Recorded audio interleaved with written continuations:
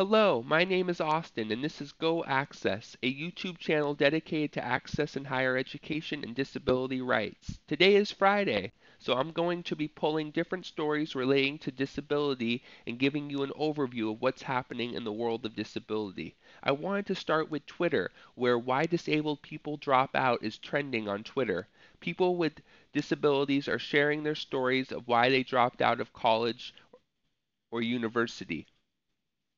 So what I thought I'd do is I pulled some of the different tweets that students made that I felt was very impactful and thought-provoking, and I thought I would share those. So someone posted, because last semester my professor essentially forced me to publicly disclose my disability to the entire class.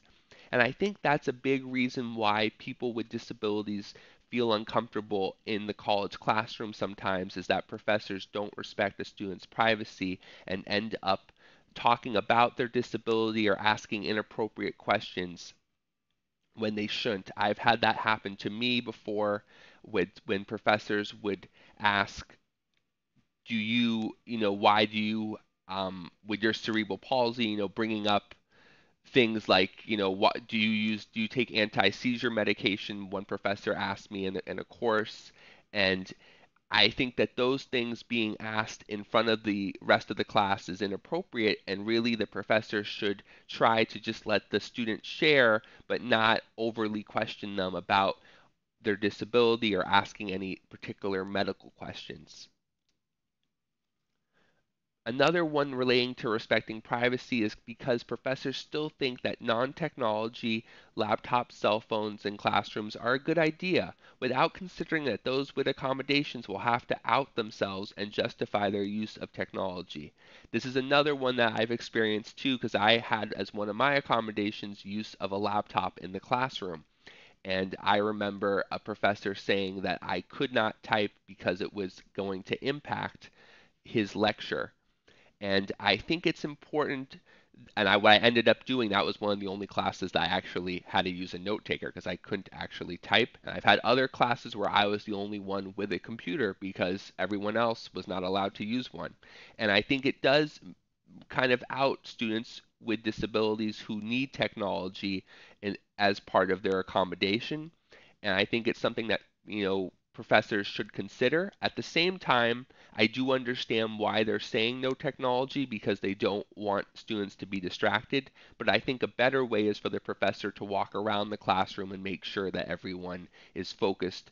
And in bigger classrooms, I think you have to kind of accept that some students may end up using technology inappropriately, but that will probably impact them for the exam. So another element of the tweets I found kind of focused on respecting accommodations. Teachers view accommodations as an option and a privilege rather than a legal right they have to give you. Comments from peers in your class saying you don't need extra time, reasonable adjustments. You get better grades than we do. It's not fair. So I think on the one hand, you have teachers not always and professors not always following the accommodations and not understanding that they are a legal right and they have to be followed to the letter or they are breaking the law. And then on the other hand, you have students in the class not understanding why one student is getting extra time or getting to use their computer in the classroom.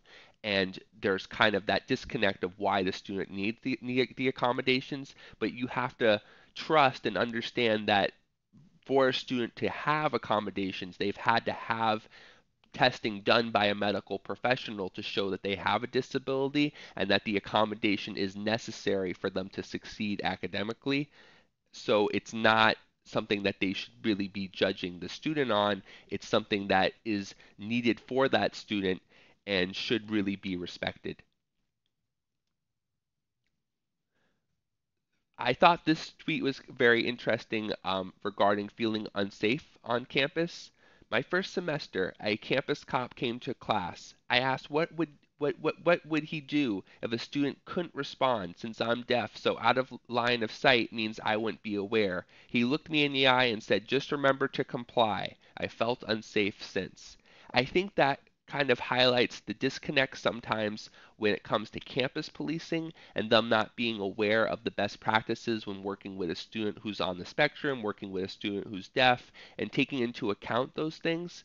And I think it's important for those campus police officers to really be aware of their student population and how students respond differently and trying to be inclusive and maybe even incorporating some ASL sign language if they can, or training on best practices when working with students on the autism spectrum, maybe having a outburst or some difficulty regulating their emotions and behavior, and trying to be a calming um, bring calming elements versus being authoritarian and maybe coming off as too aggressive, because you don't want to make people feel unsafe.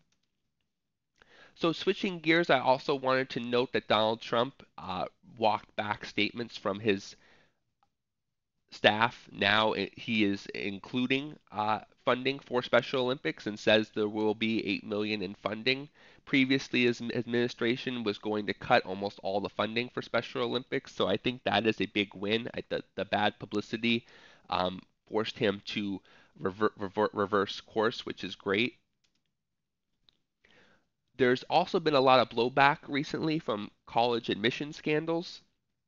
And it's important to understand that with these college admission scandals, some of the students were getting false diagnoses for a disability when they didn't have a disability to get extra time on tests, which I think is really bad because it creates skepticism for people with legitimate disabilities. And I think it's really important to make sure that the people who are doing the testing are upholding the integrity of their professions and making sure that only people with a legitimate disability are getting the extra time on tests, because you don't want to create something where it seems like only people who are who have wealthy parents or who have the economic means to get this testing are somehow using it to get an advantage, when really it's for everyone who has a legitimate disability. Lastly, I thought it'd be interesting to mention how Cengage and McGraw-Hill are attempting a merger. They are two of the biggest publishing companies, and I think it will be fascinating to see how accessibility um, progresses as an issue for the big publishing companies, and will the prices remain reasonable? How are they going to develop their homework modules so that they can become more accessible? Because that is a major issue if you are a publishing company, is that a lot of their homework modules that are online are not accessible, and there's been a lot of pressure on them to become more accessible. This is particularly true with Pearson's My Math Lab and some of the other homework modules that I think Cengage has Mind Map or Mind Think.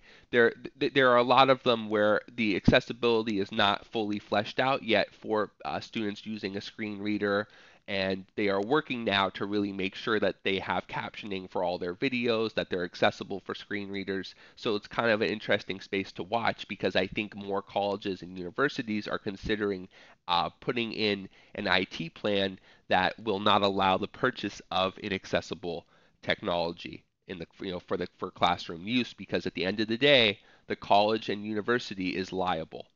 Thank you so much for watching this episode. I hope you have a great weekend.